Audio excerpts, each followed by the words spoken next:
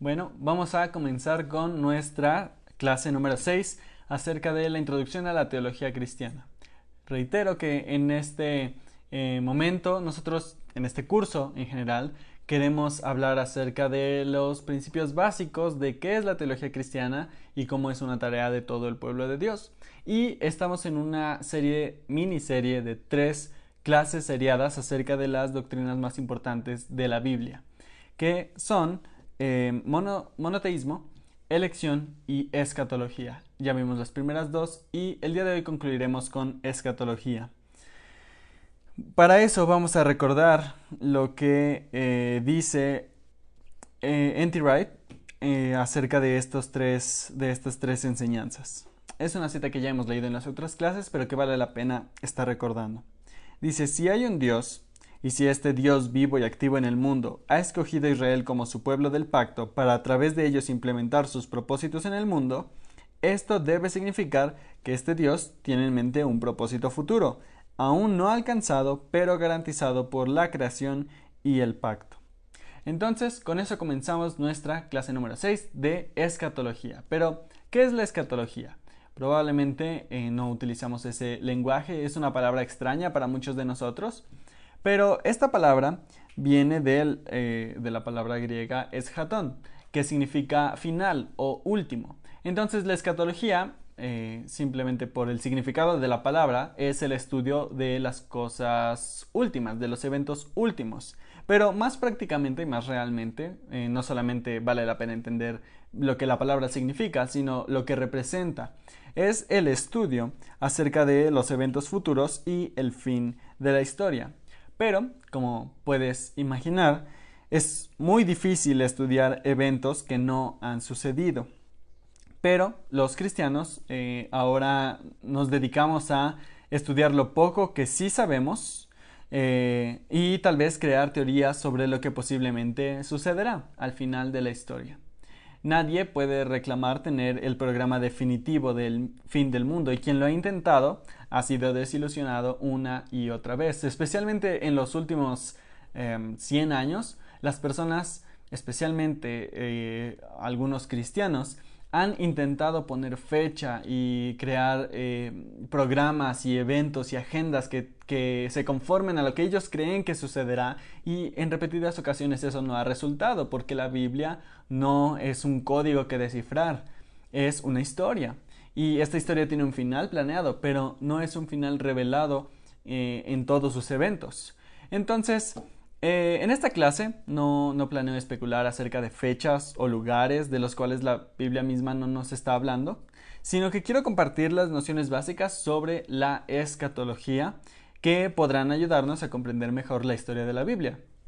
Lo cual es nuestra intención en estas 3 clases: entender mejor cómo el monoteísmo bíblico, no solo un monoteísmo en general, sino que el monoteísmo del Antiguo Testamento y del Nuevo Testamento nos ayudan a pensar acerca de toda la historia de la Biblia, cómo la elección nos ayuda a pensar en toda la historia de la Biblia, y ahora cómo la escatología nos va a ayudar a pensar acerca de toda la historia de la Biblia. Pero primero tenemos que pensar bien acerca de qué es la escatología o cómo descifrar esos puntos. Entonces veremos la escatología desde 3 ángulos. El primero, vamos a comenzar con escatología como propósito. Entonces, lo primero que debemos hacer para entender el futuro del mundo es preguntarnos cuál era la intención de Dios al crearlo en primer lugar. Y para eso vale la pena que vayamos a Génesis 1 y 2. Espero que tengas tu Biblia a la mano y que puedas tomar tiempo para leer estos 2 capítulos. Son muy importantes. Y ya hemos hablado acerca del imagodeísmo, acerca de cómo nosotros como personas fuimos creados, los humanos, para ser los representantes de Dios y gobernar su mundo, su creación, en sabiduría y debajo de este Dios creador. Y para eso podemos ver Génesis 1, 26 al 31, o más adelante el Salmo 8. Pero con respecto al mundo en general, el universo, la realidad como la concebían los autores de la Biblia, ¿cuál era la intención de Dios? Y esto se hace muy claro en Génesis 2, versículos 2 y 3. En realidad todo el capítulo 1 y 2 nos dan este panorama completo, pero en estos 2 versículos, Génesis 2, 2 al 3, nos van a ayudar con esto. si tienes un momento, puedes leerlo. Pero en esencia, tras haber creado al mundo, Dios reposó en el séptimo día. Él lo bendijo y lo santificó. Estas son palabras claves: reposo, bendición y santidad o santificación.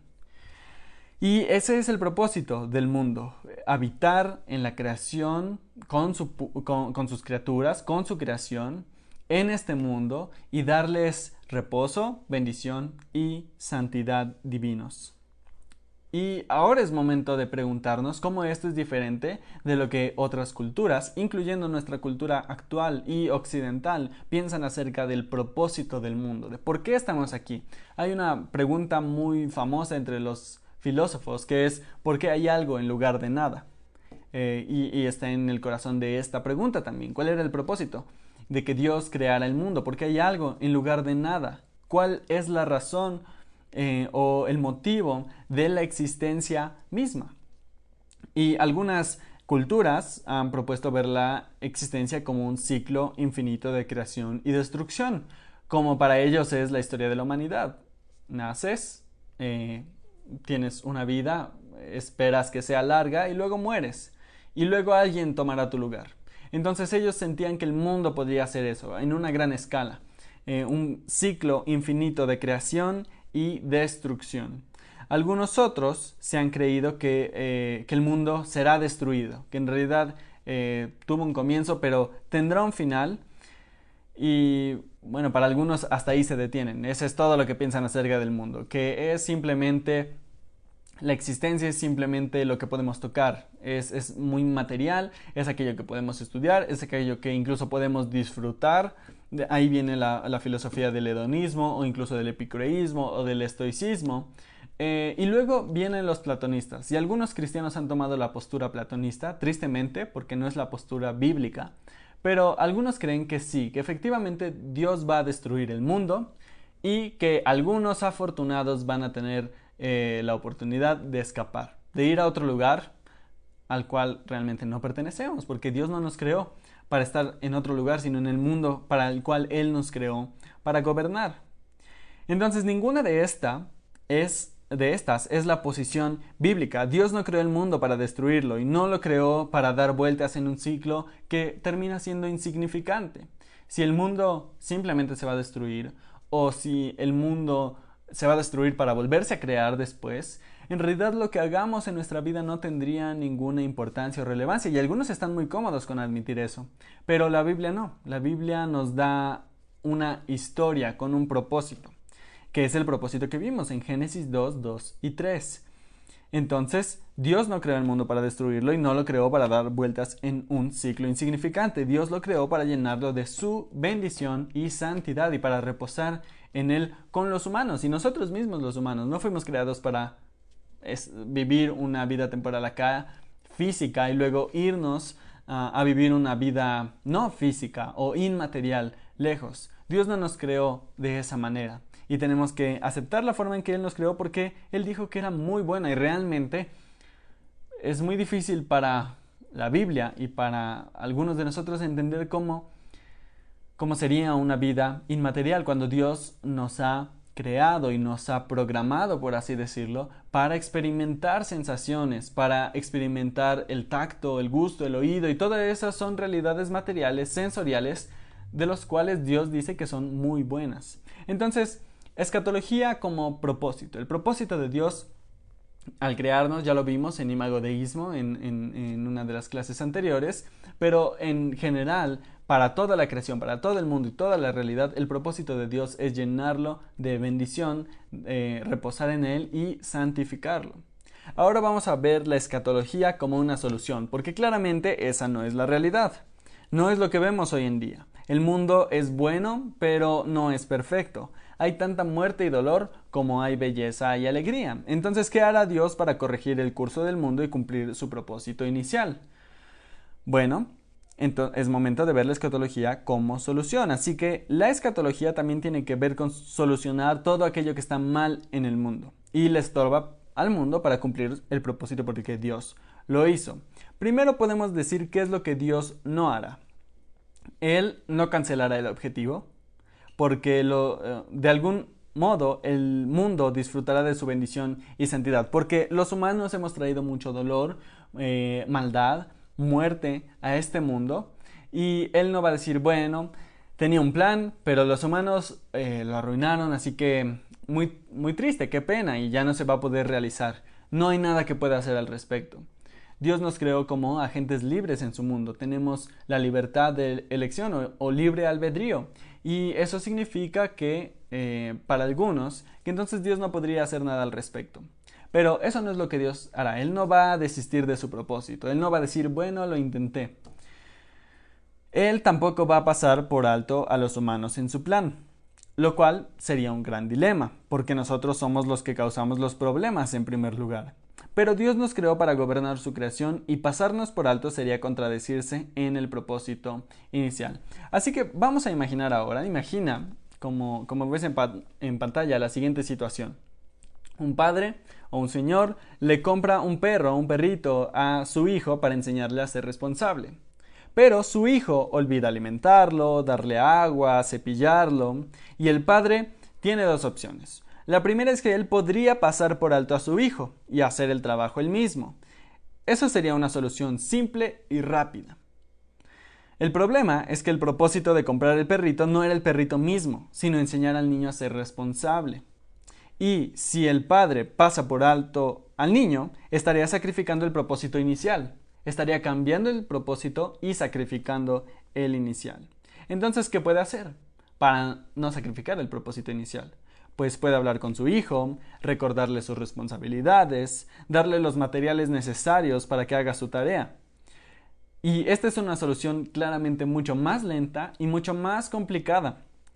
Pero es la única forma en que el propósito puede cumplirse y eventualmente solucionar el problema, los efectos negativos que está teniendo esta situación. Es más o menos la situación en la que Dios está en cuanto a la historia de la humanidad. Vemos en la siguiente diapositiva que Dios nos creó para gobernar el mundo. Nosotros, por el contrario, hemos traído maldad, hemos traído pecado y no hemos hecho un buen trabajo en general. Dios tiene dos opciones. Una sería pasarnos por alto. Pero al pasarnos por alto, Él tendría que destruirnos porque nosotros somos parte del problema. Y si Dios va a quitar todo lo que estorba a su mundo para ser el lugar perfecto que Él quiere que sea, tendría que empezar con nosotros. Pero eso rompería el propósito inicial por el cual nos creó. Entonces Él toma la otra ruta y la otra ruta es precisamente de lo que hablamos en la clase anterior. Elección. Él invita a las personas a ser parte del plan por el cual Él va a rescatar al mundo completo. Y para rescatar al mundo, Él primero tiene que rescatar a las personas. De eso se trata todo lo que nosotros llamamos el Evangelio. Entonces, ¿cómo hará Dios para incluir a los humanos en su solución? Precisamente a través de elección y a través de un pacto. Recordemos que la elección es un medio, no un fin. El fin es, nosotros lo llamamos la bendición, pero en términos de esta clase, el fin es conseguir la escatología, las cosas finales, el objetivo o el telos de que la Biblia modela en el séptimo día de Génesis 2, versículos 2 y 3. Es reposo, bendición y santificación. Ahora hablemos de la escatología como un proyecto, y este tal vez nos tome un poco más de tiempo porque realmente es algo extenso, porque acá la pregunta es ¿cómo hará exactamente Dios para cumplir el propósito? Sí, a través de elección, pero exactamente ¿qué es lo que Él hará para corregir lo que está mal en su mundo y para cumplir el propósito por el cual Él lo creó en primer lugar? Y más aún, si estamos hablando de teología cristiana, pues Cristo debe entrar en nuestra idea. Génesis 2 nos ayuda muchísimo y la historia del Antiguo Testamento nos marcan un panorama general. Pero si nosotros nos decimos cristianos, necesitamos saber cómo Jesús entra en este proyecto final. Así que aquí es momento de incluir el lenguaje que los maestros bíblicos utilizan para hablar sobre la escatología. Ellos suelen hablar acerca de el ahora y el todavía no. Estos son dos conceptos muy importantes, son simples, Son simples palabras, el ahora y el todavía no. Son simples conceptos incluso. Pero nos ayudan mucho cuando hablamos de escatología. Porque ahora vamos a ver que hay ciertos aspectos del propósito final del mundo que ya podemos observar en el ahora y disfrutarlos. Pero hay ciertos aspectos que tendremos que esperar hasta ver que sean completados. Así que vamos a ver los elementos principales de las profecías bíblicas sobre escatología. Como he mencionado en las otras clases, no podemos hablar acerca de todo lo que necesitaríamos hablar acerca de estos temas. No podemos hablar todo acerca de monoteísmo, porque eso sería un curso en sí mismo, un curso en elección y un curso en escatología también valdría la pena. Pero ahorita solamente es una introducción. Así que solamente necesitamos hablar acerca de elementos generales que a mi parecer, y tal vez alguien pueda encontrar más elementos, o tal vez alguien opine que estos elementos tal vez fueron demasiados, tal vez hay menos que podrían resumirlo mejor, pero en mi juicio, estos son 5 elementos de la escatología bíblica en el Antiguo Testamento que son cumplidos en la vida de Jesús, que son una realidad en el ahora y al mismo tiempo una promesa del todavía no. Entonces, bueno, con esa aclaración previa de que tal vez hay mucho más que podríamos hablar, ahora vamos a ver una tabla que de hecho va a estar en las notas. Entonces, abajo en la descripción de este video se va a encontrar un enlace para que puedan tener acceso a las notas. Y ahí va a estar la tabla completa. Por ahora vamos a ir como paso por paso, cada elemento. Entonces vamos a ver, como dije, elemento, profecía del Antiguo Testamento, en la vida de Jesús, en el ahora y en el todavía no. Entonces, el primer elemento es la gloria o el espíritu de Dios en medio de su pueblo. Eso es un punto muy importante y está conectado con la idea del reposo de Dios en el séptimo día, porque cuando Dios reposa, Él habita, Él se sienta en su trono, en su templo, trono.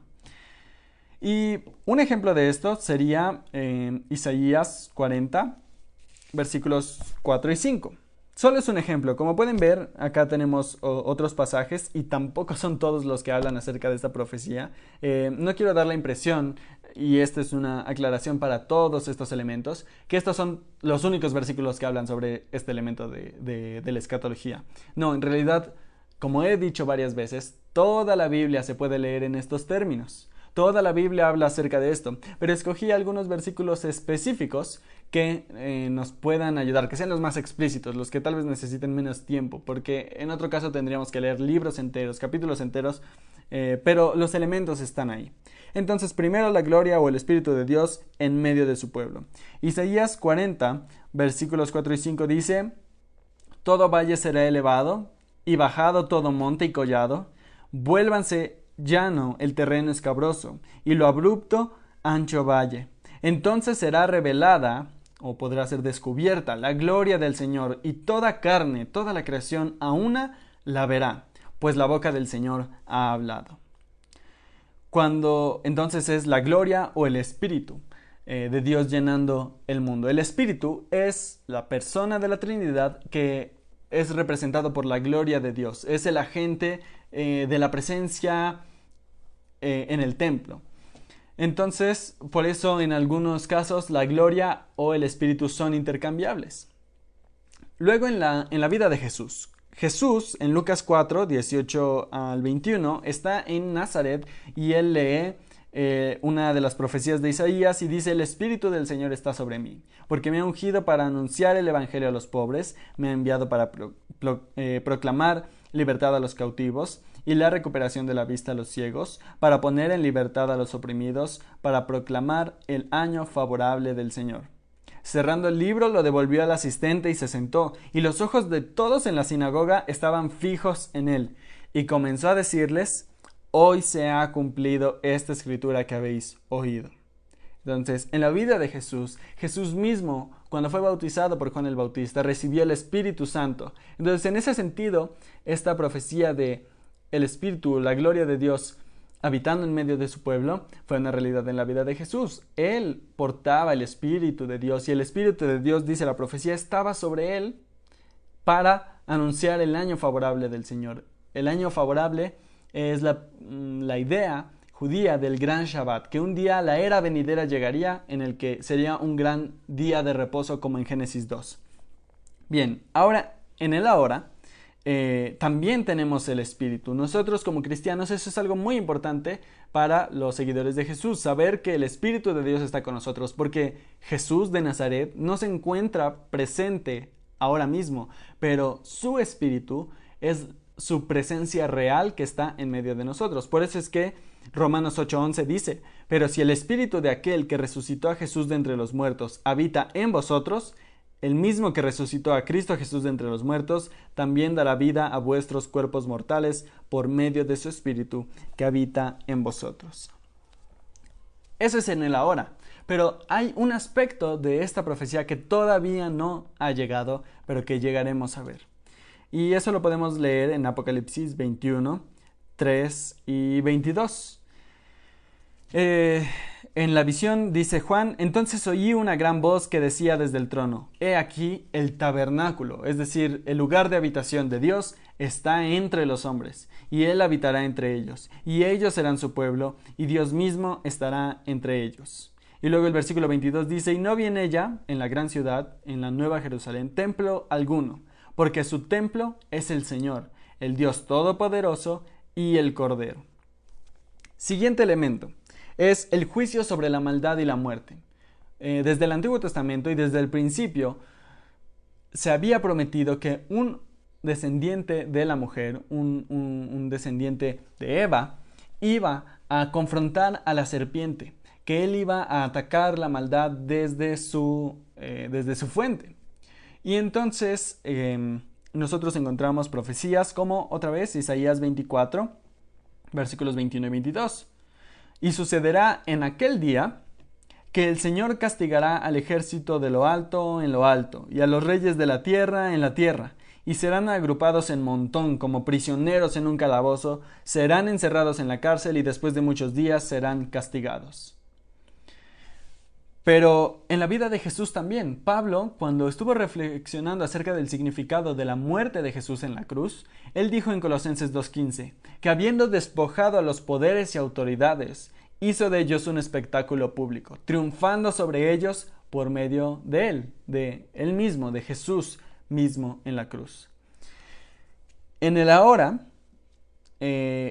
conectado con la idea de que el Espíritu está en nosotros, vamos a ver Juan 16, 7 al 11, que son palabras de Jesús. Y Él nos dice: pero yo os digo la verdad, os conviene que yo me vaya, porque si no me voy, el Consolador no vendrá a vosotros, pero si me voy, os lo enviaré.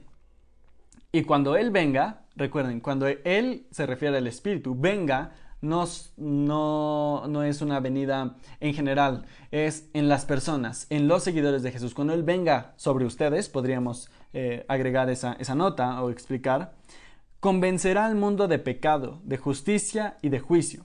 De pecado porque no creen en mí, de justicia porque yo voy al Padre y no me veréis más, y de juicio porque el príncipe de este mundo ha sido juzgado.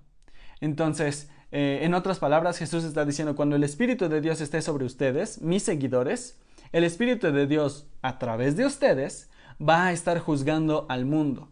Es decir, la tarea de los seguidores de Jesús es señalar todo aquello en lo que el mundo se está corrompiendo, es señalar la corrupción, es exponer las obras de maldad, es no quedarnos callados ante las injusticias. Todo eso es parte de la obra del Espíritu Santo que debe producirse en nosotros como cristianos. Y esto también será una realidad en el futuro. Ahora, nosotros como cristianos tenemos un rol en juzgar al mundo en el ahora, no con un juicio en el que nosotros nos veamos como la norma moral, porque nosotros no lo somos, sino exponiendo lo que la maldad está haciendo con el mundo, cómo está haciendo sufrir a las personas. Y eso no es muy difícil de notar. Es tan fácil como empezar a leer las noticias, como estar suscrito a un noticiero que nos esté diciendo cómo los gobernantes o la gente en autoridad o incluso ciudadanos que no tienen un respeto por la moral están haciendo sufrir a otras personas, y es parte de nuestra tarea señalar esas injusticias. Pero un día Dios y Jesús como juez se encargará de la maldad desde la cabeza, desde la raíz y desde la cabeza, en el sentido de que Él se deshará de toda la maldad. Y eso lo podemos ver en Apocalipsis también. Mucho de Apocalipsis lo veremos en el todavía no. Entonces por eso vamos a citarlo pues básicamente en esta sección. Dice: y vi un gran trono blanco, y al que estaba sentado en él, de cuya presencia huyeron la tierra y el cielo, y no se halló lugar para ellos. Y vi a los muertos, grandes y pequeños, de pie delante del trono, y los libros fueron abiertos, y otro libro fue abierto, que es el libro de la vida. Y los muertos fueron juzgados por lo que estaba escrito en los libros, según sus obras. Y el mar entregó los muertos que estaban en él, y la muerte y el Hades entregaron a los muertos que estaban en ellos, y fueron juzgados cada uno según sus obras. Y la muerte y el Hades fueron arrojados al lago de fuego. Esta es la muerte segunda, el lago de fuego, y al que no se encontraba inscrito en el libro de la vida, fue arrojado al lago de fuego. Más adelante, el tercero sería cielos nuevos y tierra nueva. Ese es otro elemento de la escatología. Entonces, me voy a referir a los judíos porque ellos comenzaron esta cadenita. Los profetas judíos sabían que la gloria de Dios tenía que llenar la creación para que cumpliera su propósito. Sabían que tenían que ser juzgada la muerte y la maldad en el mundo para que el mundo cumpliera su propósito. Pero también el mundo como ahora existe necesitaba que ser transformado. Necesitaba que ser purificado de todo el sufrimiento, la maldad, incluso como dice en uno de los capítulos, me parece que el 18 de Apocalipsis, de toda la sangre que había sido derramada y que contaminaba la tierra misma, tendría que ser purificada. Entonces Isaías 66:22 nos dice: porque como los cielos nuevos y la tierra nueva que yo hago permanecerán delante de mí, declara el Señor, así permanecerá vuestra descendencia y vuestro nombre. Es una profecía no solamente de la renovación de la tierra, sino de la vida eterna en un cielo y tierra, en una creación renovada, purificada de todo lo que la estaba contaminando. Eso también fue cierto en la vida de Jesús. ¿En qué sentido? Y ya tuvimos una clase completa acerca de eso en la resurrección. Jesús fue el primer pedazo, por así decirlo, de creación antigua que atravesó la muerte y salió como un pedazo de creación nueva, renovada. El cuerpo físico de Jesús, y ya hablamos de lo importante que es hablar acerca de la resurrección corporal de Jesús. Su cuerpo físico ahora no está sujeto a la muerte. Ahora ha experimentado la muerte, pero la ha vencido. Y Él es la prueba. Las cartas del Nuevo Testamento lo llaman las primicias, es decir, el primer fruto de la cosecha, de la gran cosecha de la nueva creación. Y eso lo podemos ver en Lucas 24 o en 1 Corintios 15, pero especialmente en Juan 20 es un gran lugar para notar esto, porque el primer versículo dice: y el primer día de la semana. Después del séptimo día empieza un día nuevo. Después del ciclo de 7 días empieza el día 1, que es exactamente como empieza Génesis 1, con el día 1. Entonces, en el primer día de la semana, ¿qué sucede? María Magdalena fue temprano al sepulcro, cuando todavía estaba oscuro, y vio que la piedra había sido quitada del sepulcro. Y a partir de ahí, a partir del versículo 2, se desarrolla todo este testimonio de los discípulos viendo al Jesús resucitado. Y lo mismo en Lucas 24, es súper importante en ese sentido. Pero en el ahora, ¿cómo podemos disfrutar de la nueva creación? Bueno, aparte de Primera de Corintios 15, Segunda de Corintios 5, 17, que es muy famoso, el que está en Cristo, nueva creación o nueva criatura es. Más allá de eso, también podemos ver en Romanos 6:4, que dice: por tanto, hemos sido sepultados con Él por medio del bautismo, para muerte, a fin de que, como Cristo resucitó de entre los muertos por la gloria del Padre, así también nosotros andemos en novedad de vida. Entonces, cuando nosotros somos bautizados, somos identificados con el sacrificio y también con la sepultura de Jesús. Pero cuando salimos del agua en el bautismo, eso significa que nosotros estamos experimentando nueva vida. Es decir, la transformación que nosotros experimentamos en el bautismo por el Espíritu Santo es la forma en la que nosotros participamos de la nueva vida que hay en Jesús. Y como Jesús mismo dijo en Juan 11, yo soy la resurrección y la vida. El que cree en mí, aunque esté muerto, vivirá. Entonces esa es una forma en en el ahora vivimos la vida de la nueva creación. Pero nuestros cuerpos aún están sujetos a la muerte, a la enfermedad y al dolor. Entonces todavía no llegamos a lo último. Pero lo veremos en Apocalipsis 21, versículos 1 y 5, leemos: y vi un cielo nuevo y tierra nueva, porque el primer cielo y la primera tierra pasaron, y el mar ya no existe. Y el que está sentado en el trono dijo: he aquí, yo hago nuevas todas las cosas. Y algún día veremos eso, y es de mucho ánimo, y es muy emocionante pensar en cómo Dios hará nuevo todas las cosas. Bien, vamos con el número 4, que es el reinado del Mesías. Y este es uno en los que pensé en muchos versículos, pero de nuevo nos vamos a tener solo uno. Están en la lista Génesis 3:15, la promesa a la mujer; 2 de Samuel 7, la promesa a David; los salmos mesiánicos; las profecías mesiánicas de Isaías, las de Ezequiel. Pero quiero detenerme en el de Daniel, porque es muy importante, y tal vez para darle un poco de descanso a Isaías, pero en Daniel 2 es muy importante. Daniel es un descendiente de David que está cautivo en Babilonia, el imperio más grande de su época, y él está delante del rey del imperio más grande de su época, es decir, el ser humano más poderoso de la época, el rey Nabucodonosor, y Daniel le dice esto. Capítulo 2, versículo 44. En los días de estos reyes, según un sueño que él estaba teniendo, el Dios del cielo levantará un reino que jamás será destruido, y este reino no será entregado a otro pueblo. Desmenuzará y pondrá fin a todos aquellos reinos, y él permanecerá para siempre. Imagina que Daniel le dijo esto al hombre más poderoso de su época, un rey que le dijo: tu reino va a terminar y te seguirá otro, y luego seguirá otro, y luego seguirá otro. Pero un día Dios enviará un rey y nadie le quitará su reino, él permanecerá para siempre.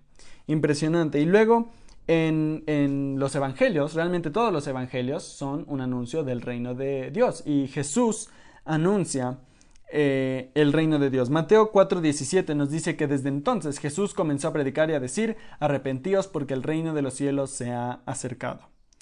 En el ahora podemos vivir eso. ¿Por qué? Porque dice Colosenses 3:1 que si hemos resucitado con Cristo, busquemos las cosas de arriba, donde está Cristo sentado a la diestra de Dios. Eso significa que Jesús ahora es rey, y que nuestra vida, en todo lo que hacemos, debe ser mirando las cosas de arriba. No porque este mundo va a ser destruido y nosotros huiremos a otro lugar y al final hay que apuntar hacia donde vamos a ir realmente. No, sino que el cielo ha venido a la tierra en Jesús. Y si Jesús ahora está en el cielo, debemos recordar que Él volverá, que Él traerá su reino. Y como oramos en el Padre Nuestro, que su voluntad será hecha en la tierra, así como en el cielo. Entonces, ese es el ahora, vivir pensando en las cosas de arriba, en el Rey Jesús que está sentado en el trono. Pero su reino será real, como nos dice Apocalipsis 22, 3 al 5, y ya no habrá más maldición, y el trono de Dios y del Cordero estarán allí, y sus siervos le servirán. Ellos verán su rostro, y su nombre estará en sus frentes, y ya no habrá más noche, y no tendrá necesidad de luz, de lámpara, ni de luz del sol, porque el Señor Dios los iluminará, y reinarán por los siglos de los siglos. Luego, finalmente, vamos a ver acerca de la vindicación del pueblo de Dios. Esto también era súper importante para los judíos en cuanto a su escatología. Ellos sabían que el mundo tenía que ser renovado, que la muerte y la maldad tenían que ser juzgados, que un rey tenía que llegar. Pero ¿qué pasó con todos aquellos que ya sufrieron en manos de la maldad? Que ya murieron por el testimonio del Mesías, que ya sufrieron siendo fieles al Dios de la vida. Jesús dice: Dios no es un Dios de muertos, sino un Dios de vivos. Entonces, ¿qué significa esto para ellos? Bueno, lo que ellos esperaban es que hubiera una resurrección, que al final todo el pueblo de Dios que había sufrido en manos de la muerte misma fueran vindicados, es decir, fueran reconocidos en su derecho y fueran vengados en algún sentido. Y parte de esa profecía la encontramos en Ezequiel 37. Todo el capítulo habla acerca de esto, acerca de la resurrección del pueblo de Dios, metafórica y al mismo tiempo literal. Como por ejemplo nos dice Ezequiel 37, 14, pondré mi espíritu en vosotros y viviréis, y os pondré en vuestra tierra. Estos elementos son muy importantes y ya hablamos acerca de pondré mi espíritu en vosotros, es decir, la promesa del espíritu y el final. Y dice el versículo, os pondré en vuestra tierra, que tiene que ver con los cielos nuevos y tierra nueva. Pero dice ahí, y viviréis. Ezequiel estaba profetizando en una visión a un valle de huesos secos. Así es como Israel se veía a sí mismo. Estaban muertos porque estaban en el exilio. Israel ya realmente no existía. Pero Dios dijo que sus promesas se sostendrían. Y entonces Ezequiel 37 habla de eso, de que Dios los haría vivir por su espíritu en una tierra que Él les daría. Los nuevos cielos, nueva tierra, el espíritu enviado por Jesús. Y eso significa resurrección del pueblo de Dios. Esa era la promesa. ¿Cómo lo podemos ver? Todo el ministerio de Jesús dirigido hacia Israel era eso, era restaurar a Israel a su llamado, resucitarlo espiritualmente. Entonces, realmente todos los 4 evangelios nos hablan acerca de esta restauración y al mismo tiempo de la promesa de un reino más allá de Israel, como lo vimos en la clase pasada. En el ahora, ¿cómo podemos ver que Dios está vindicando a su pueblo? Lo podemos ver en la expansión de Israel. Como vimos en la semana pasada, no se trata de que ahora la iglesia vino a reemplazar a Israel en un sentido. No, se trata de que Israel ahora se ha extendido más allá de sus límites étnicos. Y gente de toda lengua, tribu y nación, como dice Apocalipsis, son bienvenidos en la familia del Mesías. Y precisamente Pablo tenía esto en mente y él dice, porque no hay distinción entre judío y griego, pues el mismo Señor es Señor de todos, abundando en riquezas para todos los que le invocan, porque todo aquel que invoque el nombre del Señor será salvo. Esta es una profecía de Joel y es muy escatológica, entonces si pueden buscar la referencia es muy buena. ¿Cómo pues invocarán a aquel en quien no han creído? ¿Y cómo creerán en aquel de quien no han oído? ¿Y cómo oirán sin haber quien les predique? ¿Y cómo predicarán si no son enviados? Tal como está escrito, cuán hermosos son los pies de los que anuncian el evangelio del bien. Esto es Romanos 10, versículos 12 al 15, y estas son profecías de Joel y de Isaías, y las dos son muy escatológicas acerca de la renovación de la tierra, el juicio de la maldad y el reino de Dios. Súper importantes. Y Pablo no está citando esto por accidente. Él sabe que en el evangelismo, cuando nosotros extendemos la historia de Jesús e incluimos más personas en la familia del Mesías, estamos reivindicando el pueblo de Dios. Estamos haciendo que el pueblo de Dios tenga vida, sea un organismo vivo que crece y se expande. Pero finalmente, en Apocalipsis 20, versículo 4, nosotros vamos a ver, ahí tenemos las opciones de 1 Corintios y varios de Apocalipsis y 18 al 22, pero en el 18 al 22, que realmente es la conclusión de cómo será todo, en el 20, versículo 4, hay algo muy importante acerca de cómo el pueblo de Dios será vindicado, cómo ellos, nosotros realmente, aun si sufrimos temporalmente por la enfermedad, el dolor o incluso la muerte, un día seremos vindicados. Dios vengará nuestra sangre y nosotros disfrutaremos del nuevo cielo y la nueva tierra. Y el versículo dice, también vi tronos y se sentaron sobre ellos y se les concedió autoridad para juzgar. Y vi las almas de los que habían sido decapitados por causa del testimonio de Jesús y de la palabra de Dios, y a los que no habían adorado a la bestia, ni a su imagen, ni habían recibido la marca sobre su frente ni sobre su mano, y volvieron a la vida, y reinaron con Cristo por 1000 años. Entonces eso es lo que sucederá. Volveremos a la vida, esa es la primera vindicación, la resurrección, pero el reino del Mesías, Él lo compartirá con su pueblo. Ese es otro aspecto de la vindicación del pueblo de Dios, que nosotros reinaremos con Él. Y esto está conectado con Daniel 7 también, que está en nuestra tabla. Entonces, así es como queda nuestra tabla. Está apareciendo en pantalla y estará completa en las notas. Y espero que puedan buscar los pasajes. Son muy interesantes. Y aún con lo que vimos en esta clase, pues espero que ya tengamos un panorama acerca del propósito, la solución y el proyecto, los elementos del proyecto que Dios tiene listo para esta escatología, de lo que sucederá al final de la historia, que en realidad no será solo un final, sino un nuevo inicio, el inicio de la nueva creación, ahora renovada. Así que, en conclusión, para entender hacia dónde se dirige la historia, debemos pensar en el propósito original y cómo Dios traerá una solución a lo que estorba ese propósito, siendo fiel a su palabra, y para eso tiene un programa dirigido por Jesús y el Espíritu, que traen el ahora hacia el todavía no, hasta que un día podamos verlo,